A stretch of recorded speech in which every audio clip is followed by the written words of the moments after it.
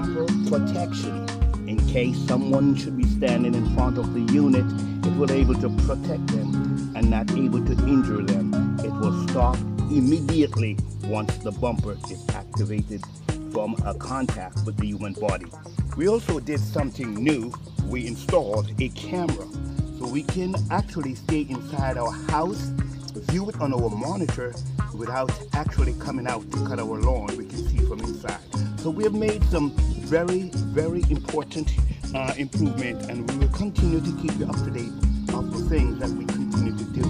And we thank you very much, and we hope you enjoy the demonstration of this unit.